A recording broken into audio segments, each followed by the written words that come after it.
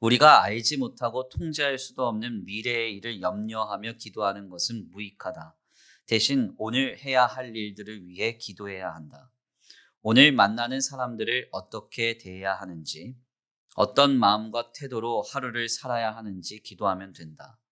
성경은 이런 일들에 관해서는 숱하게 말하면서도 거창한 일에 대해서는 하나님께 믿고 맡기라고 한다는 사실을 명심하라. 아멘입니까? 어, 사실 정유성 목사님의 지적과 같이 오늘 우리는 인생의 중체다양한 일에 관해서만 하나님의 뜻과 계획을 궁금해 할 때가 많이 있습니다. 그래서 마치 무당과 점쟁이를 찾아다니듯이 하나님의 뜻과 계획을 여기저기에 물으면서 그렇게 신앙생활하는 분들도 계시죠.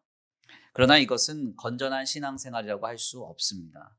실상 성경의 가르침은 우리의 인생의 중차대한 일들, 크고 중요한 일들은 모두 다 하나님께 맡기고 허락된 오늘의 현장 속에서 작고 사소한 일들을 믿음으로 신실하게 감당하는 삶을 우리에게 도전하며 교훈하고 있습니다.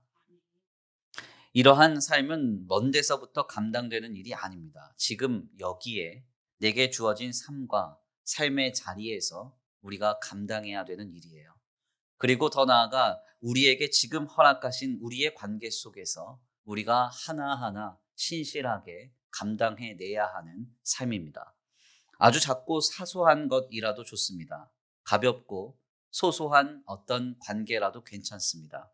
멀리서부터가 아니라 중차대한 일로부터가 아니라 지금 우리의 눈앞에 작은 삶의 자리와 그리고 하나님이 우리에게 주어주신 그 작은 관계 속에서 하나님의 뜻이 실현되고 적용되며 감당되는 것이 중요하다는 거예요. 여기서부터 하나님의 나라는 시작이 되는 것입니다.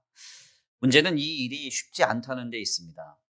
우리는 우리에게 앞으로 다가올 중차대한 일들, 누군가가 인정할 만하고 또한 누군가가 보기에 크고 화려한 어떤 우리의 계획과 뜻에 관한 일들에 대해서는 우리는 거기에 마음을 쓰고 몰입하며 집중하며 애쓰기를 힘쓰지만은 사실상 오늘 우리의 현장에서 주님이 이미 우리에게 주신 것들, 아주 작고 가벼운 관계와 삶의 자리에서 믿음으로 살아내는 일에 관해서는 무관심할 때가 많고 가벼이 여길 때가 많다는 것이죠.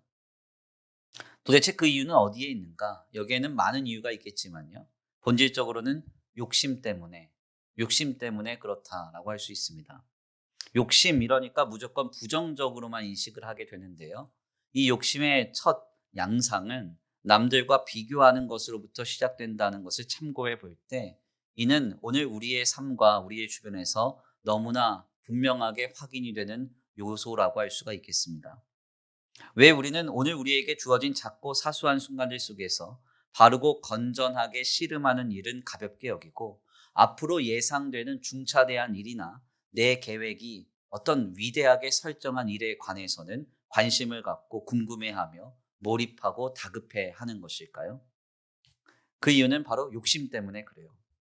자신에게 허락된 삶의 자리 그리고 그 허락된 관계가 아닌 남들의 삶과 남들의 삶의 자리 그리고 남들의 관계를 바라보며 오늘 우리의 삶을 귀하게 여기지 않기 때문에 그렇습니다.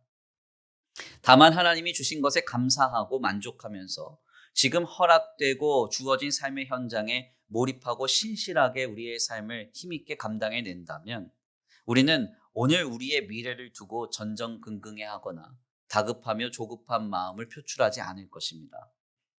욕심은 우리로 하여금 지금 우리에게 허락된 것을 하찮게 여기게 만듭니다. 그리고 세상과 남들을 견주어 보고 비교하게 만들면서 다른 삶과 다른 형편을 동경하게 하면서 오늘 우리에게 상처를 주고 마음을 다급하게 하며 조급하게 하는 것이죠. 그래서 로마의 지성이라고 불렸던 세네카는 잘못된 욕망이 인간을 가난하게 만든다라고 지적하면서 욕망하는 사람은 마음이 항상 빈곤함을 말합니다. 결국 그는 이런 표현을 우리에게 전해주죠. 가난하다는 말은 적게 가진 사람을 두고 하는 말이 아니라 더 많은 것을 바라는 사람을 두고 하는 말이다. 어떻습니까? 아주 귀한 통찰이죠.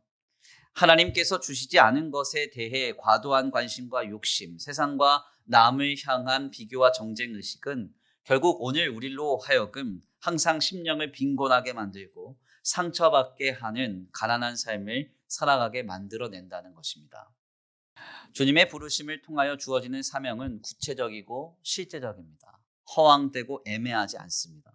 지금 내 옆에 어린 양을 어떻게 먹일 것인가 하는 것을 깨닫고 장성한 양을 발견하며 그를 치고 먹이는 일에 매진하게 합니다.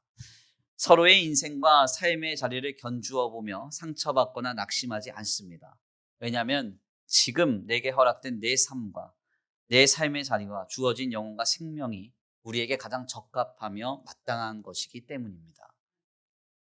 우리가 이 길에 베드로처럼 충성되이 설 수 있게 되기를 간절히 축원합니다.